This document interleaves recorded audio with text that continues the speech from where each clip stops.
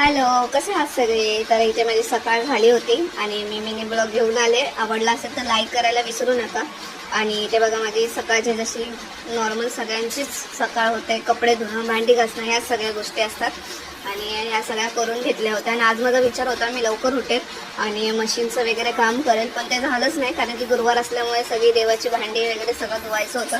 आणि आरवची शाळा वगैरे, कारण की आरव अजून लहान असल्यामुळे तो स्वतः जात नाही आणि पोरू पण असते, त्यामुळे दोघांना घेऊन सगळ्या गोष्टी मॅनेज कराव्या लागतात. हे बघा इथे मी संध्याकाळचं डायरेक्ट दाखवलं होतं. आरवला शाळेतनं घेऊन आलं, जेवण बनवलं, पोती वाचले, नैवेद्य दाखवायचं होतं देवीला, तो पण दाखवून घेतला.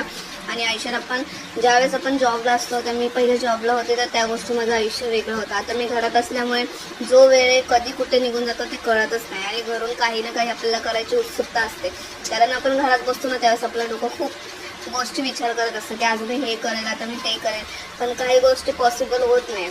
पण ज्या जेव्हा देवाने ठरवलेल्या असतात तेव्हा नक्की होतात आणि स्वामी ते आपल्याला नक्कीच साथ देतात. जर आपले कष्ट असतील, ते प्रामाणिक असेल ना, तर देव आपल्याला कुठेही त्रास देत नाही, कधी ना कधी ते साध्य होतातच.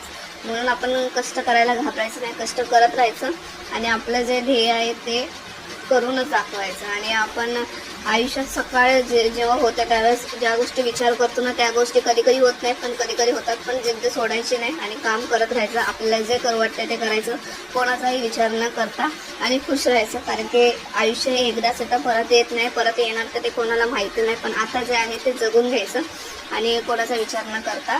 इथे बघा माझं बोलता बोलता सगळे कामं वगैरे होऊन गेलेली आणि त्यानंतर मी जेवण वगैरे करून घेतलं, पालक पनीर केलं, गाजरचा हलवा केला आणि माझ्या देवीला